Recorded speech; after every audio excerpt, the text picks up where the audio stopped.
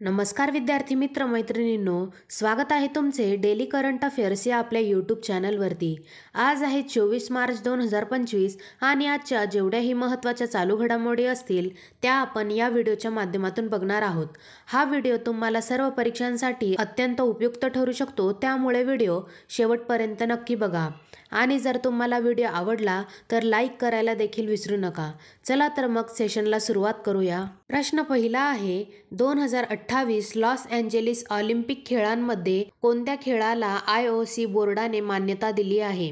या प्रश्नाचे योग्य उत्तर आहे पर्याय क्रमांक बी, बॉक्सिंग। बॉक्सिंग या खेळाला 2028 लॉस एंजेलिस ऑलिम्पिक खेळांमध्ये IOC बोर्डाने मान्यता दिली आहे। पुढील प्रश्न बघूयात। प्रश्न दुसरा आहे, अलीकडे भारतातील सर्वाधिक कर भरणारे सेलिब्रिटी कोण बनले आहे? या प्रश्नाचे योग्य उत्तर आहे पर्याय क्रमांक सी, अमिताभ बच्चन। अमिताभ बच्चन हे भारतातील सर्वाधिक कर भरणारे सेलिब्रिटी बनले आहे। याबद्दल काही एक्स्ट्रा पॉइंट्स बघूयात। अमिताभ बच्चन यांनी 350 कोटी कमावले आणि त्यातील 120 कोटी कर भरला आहे। त्यांनी शाहरुख खान जे की 92 कोटी रुपये कर भरतात आणि थलापती विजय ज्यांनी 80 कोटी रुपये कर भरला यांना अमिताभ बच्चन यांनी मागे टाकले आहे। शाहरुख खान 2023-24च्या आर्थिक वर्षात 92 कोटी रुपये भरून सर्वाधिक कर भरणारा सेलिब्रिटी बनला होता। पुढील प्रश्न बघूयात। प्रश्न तिसरा आहे, नुकतेच इस्रोचे अध्यक्ष व्ही नारायणन यांनी Shri S Ramakrishna Shri thermal research सेंटरचे उद्घाटन कोठे केले आहे? या प्रश्नाचे योग्य उत्तर आहे पर्याय क्रमांक ए, IIT मद्रास। नुकतेच इस्रोचे अध्यक्ष व्ही नारायणन यांनी Shri S Ramakrishna Shri thermal research सेंटरचे उद्घाटन IIT मद्रास येथे केले आहे। याबद्दल काही एक्स्ट्रा पॉइंट्स बघूयात। Shri S Ramakrishnan centre of excellence in fluid and thermal science रिसर्चचे उद्दिष्ट आत्मनिर्भर भारत उपक्रमांना पाठिंबा देणे, प्रगत अंतराळ तंत्रज्ञानात आत्मनिर्भरता वाढवणे आणि त्याचबरोबर आंतरराष्ट्रीय प्रतिभा आणि संशोधन निधी आकर्षित करणे आहे। आता आपण एस राधाकृष्णन यांच्याविषयी काही माहिती बघूयात। एस राधाकृष्णन हे एक उल्लेखनीय एरोस्पेस अभियंता होते, ज्यांनी प्रक्षेपण वाहन अभियांत्रिकी आणि विकासात महत्त्वपूर्ण कामगिरी केली। त्यांनी PSLV आणि GSLV Mk3 साठी प्रकल्प संचालक म्हणून काम केले आणि LPSC आणि VSSC मध्ये संचालक पदांवर काम केले आहे। त्यांच्या वैज्ञानिक आणि अभियांत्रिकी योगदानासाठी त्यांना 2003 मध्ये पद्मश्री पुरस्कार देखील मिळाला आहे। पुढील प्रश्न बघूयात। प्रश्न चौथा आहे, नॅशनल रिसर्च फाउंडेशनच्या CEO पदी नुकतीच कोणाची नियुक्ती करण्यात आली आहे? या प्रश्नाचे योग्य उत्तर आहे पर्याय क्रमांक बी, शिवकुमार कल्याणरामन यांची नॅशनल रिसर्च फाउंडेशनच्या CEO पदी नियुक्ती करण्यात आली आहे। त्यांच्याबद्दल काही एक्स्ट्रा पॉइंट्स बघूयात। नॅशनल रिसर्च फाउंडेशन सोबतच त्यांनी ANRFचे मुख्य कार्यकारी अधिकारी म्हणून देखील पदभार स्वीकारला आहे। भारतातील विद्यापीठे, महाविद्यालये, संशोधन संस्था आणि संशोधन आणि विकास प्रयोगशाळांमध्ये संशोधन आणि विकास R&D सुरू करणे, विकसित करणे आणि प्रोत्साहन देणे आणि संशोधन आणि नवोपक्रमाची संस्कृती वाढवणे हा याचा उद्देश आहे। पुढील प्रश्न बघूयात। प्रश्न पाचवा आहे, USAच्या think tank the future of free स्पीचने नुकत्याच केलेल्या जागतिक अभ्यासात भारताला 33 देशांपैकी कोणते स्थान मिळाले आहे? या प्रश्नाचे योग्य उत्तर आहे पर्याय क्रमांक सी, 24वे। USAच्या think tank the future of free स्पीचने नुकत्याच केलेल्या जागतिक अभ्यासात भारताला 33 देशांपैकी 24वे स्थान मिळाले आहे। याबद्दल काही एक्स्ट्रा पॉइंट्स बघूयात। The future of speech free ही एक अमेरिकन थिंक टँक आहे जी जगभरातील भाषण स्वातंत्र्याबद्दल जागतिक सर्वेक्षण करते। हे सर्वेक्षण ऑक्टोबर 2024 मध्ये करण्यात आले होते आणि जगातील कोण भाषण स्वातंत्र्याचे समर्थन करते या नावाचा अहवाल प्रसिद्ध झाला होता। भाषण स्वातंत्र्य निर्देशांकात भारताचा स्कोअर 62.6 होता, जो दक्षिण आफ्रिका ज्याचा स्कोअर 66.9 आणि लेबनॉन ज्याचा स्कोअर 61.8 यांच्यामध्ये आहे। पुढील प्रश्न बघूयात। प्रश्न 6वा आहे, नुकतेच खेलो इंडिया पॅरा गेम्स 2025चा शुभंकर उज्ज्वला लॉन्च करण्यात आला आहे। तो कशाशी संबंधित आहे?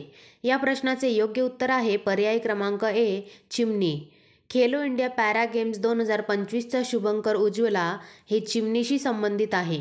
याबद्दल काही एक्स्ट्रा पॉईंट्स बघूयात. उज्ज्वला ही खेलो इंडिया पॅरा गेम्स 2025ची अधिकृत शुभंकर आहे, जी दिल्लीतील घरेलू चिमणीने प्रेरित आहे. चिमणी हे लवचिकतेचे प्रतीक आहे आणि ती पॅरा ॲथलीट्सच्या लढाऊ वृत्तीचे आणि दिल्ली शहराच्या अभिमानाचे प्रतीक आहे. आता आपण खेलो इंडिया पॅरा गेम्स 2025 बद्दल बघूयात. या स्पर्धेत 1300हून अधिक पॅरा ॲथलीट्स सहभागी होतील. या स्पर्धेत para archery, para athletics, para badminton, para power lifting, para shooting आणि पॅरा टेबल टेनिस यांसारख्या 6 खेळांचा समावेश आहे. पुढील प्रश्न बघूयात. प्रश्न 7वा आहे, वरून 2025 द्विपक्षीय नौदल सरावात कोणते 2 देश सहभागी होत आहेत? या प्रश्नाचे योग्य उत्तर आहे पर्याय क्रमांक बी, भारत आणि फ्रान्स. वरून 2025 या द्विपक्षीय नौदल सरावात भारत आणि फ्रान्स हे देश सहभागी होत आहेत. याबद्दल काही एक्स्ट्रा पॉईंट्स बघूयात. शाश्वत सागरी भागीदारीची साक्ष म्हणून वरून या द्विपक्षीय नौदल सरावाची 23वी आवृत्ती आयोजित केली जाणार आहे. हा सराव 2001 मध्ये सुरू झाला. वरून सराव सहकार्याचा एक आधारस्तंभ म्हणून विकसित झाला आहे, जो दोन्ही देशांच्या नौदल सहकार्य आणि ऑपरेशनल समन्वय वाढवण्याच्या वचनबद्धतेचे प्रतिबिंबित करतो. या सरावात वरून फ्रेंच राफेल एम आणि भारतीय मिग 29K यांच्यातील हवेतून हवेत लढाईचा समावेश असेल. पुढील प्रश्न बघूयात. प्रश्न 8वा आहे, भारतातील पहिला PPP आधारित हरित कचरा प्रक्रिया प्रकल्प कोठे सुरू केला जाईल? या प्रश्नाचे योग्य उत्तर आहे पर्याय क्रमांक बी, इंदोर. इंदोर येथे भारतातील पहिला PPP आधारित हरित कचरा प्रक्रिया प्रकल्प सुरू केला जाईल. याबद्दल काही एक्स्ट्रा पॉईंट्स बघूयात. पर्यावरणीय शाश्वततेच्या दिशेने हे एक महत्त्वपूर्ण पाऊल आहे. स्वच्छ भारत मिशन शहरी अंतर्गत सार्वजनिक खाजगी भागीदारी PPP मॉडेल आधारित हरित कचरा प्रक्रिया प्रकल्प स्थापन करणारे इंदोर हे भारतातील पहिले शहर बनणार आहे. या उपक्रमाचे उद्दिष्ट हिरव्या कचऱ्याचे मौल्यवान पर्यावरणपूरक संसाधनांमध्ये रूपांतर करून कचरा व्यवस्थापनात क्रांती घडवणे आहे. बिचोली हापसी येथे 55,000 चौरस फूट जमिनीवर बांधलेला हा प्लांट लाकूड, फांद्या, पाने आणि फुले यासारख्या हिरव्या कचऱ्यावर प्रक्रिया करेल आणि हिरव्या कचऱ्याचे लाकडी गोळ्यांमध्ये पुनर्वापर करेल, जो कोळशाचा शाश्वत पर्याय म्हणून काम करेल आणि ऊर्जा संवर्धनाच्या प्रयत्नांना हातभार लावेल. पुढील प्रश्न बघूयात. प्रश्न 9वा आहे, अलीकडे RBIने स्थानिक चलनांमध्ये व्यापाराला प्रोत्साहन देण्यासाठी कोणासोबत करार केला आहे? या प्रश्नाचे योग्य उत्तर आहे पर्याय क्रमांक ए, मॉरिशस. RBIने अलीकडे स्थानिक चलनांमध्ये व्यापाराला प्रोत्साहन देण्यासाठी मॉरिशससोबत करार केला आहे. याबद्दल काही एक्स्ट्रा पॉईंट्स बघूयात. हा करार RBIचे गव्हर्नर संजय मल्होत्रा आणि बँक ऑफ मॉरिशसचे गव्हर्नर रामाकृष्णा सिथानेन GCSK यांनी या सामंजस्य करारावर स्वाक्षरी केली. या करारात भारत आणि मॉरिशस यांनी परस्पर मान्य केलेल्या सर्व चालू खात्यातील व्यवहार आणि परवानगीयोग्य भांडवली खात्यातील व्यवहारांचा समावेश आहे. स्थानिक चलनांच्या वापरामुळे व्यवहार खर्च कमी होईल आणि सेटलमेंट वेळ जलद होईल, ज्यामुळे सीमापार व्यापार प्रक्रिया अधिक चांगल्या होतील अशी अपेक्षा आहे. पुढील प्रश्न बघूयात. शेवटचा प्रश्न क्रमांक 10 आहे, नुकत्याच झालेल्या वर्ल्ड हॅपीनेस रिपोर्ट 2025 मध्ये भारताला कोणते स्थान मिळाले आहे?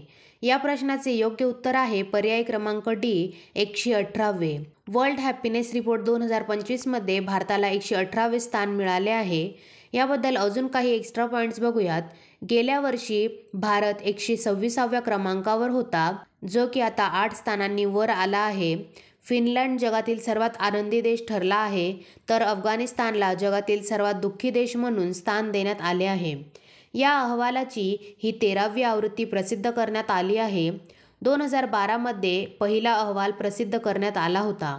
हा अहवाल ऑक्सफर्ड विद्यापीठाच्या वेलबिईंग रिसर्च सेंटरने गॅलप आणि United nations sustainable development solutions नेटवर्कच्या भागीदारीत वार्षिक वर्ल्ड हॅपीनेस रिपोर्ट प्रकाशित केला आहे. सर्वेक्षणाच्या आधारे ते देशातील सुमारे 1000 लोकांना त्यांचे जीवन 0 ते 10च्या गुणांवर रेट करण्यास सांगते. लोकांचे प्रतिसाद पुढील 6 घटकांवर आधारित आहे. विश्वास ठेवण्याजोगे कोणीतरी असणे, दरडोई GDP, आयुर्मान, जीवनातील निवडी करण्याचे स्वातंत्र्य, उदारता आणि भ्रष्टाचारापासून मुक्तता. विद्यार्थी मित्र मैत्रिणींनो, अशा प्रकारे इथे आपले संपूर्ण प्रश्न झालेले आहेत. मी आशा करते तुम्हाला सर्व प्रश्न समजले असतील. तुम्हाला प्रश्न कसे वाटले मला नक्की कमेंट करून सांगा. आणि जर तुम्हाला हा व्हिडिओ आवडला असेल तर व्हिडिओला लाईक व शेअर करायला देखील विसरू नका.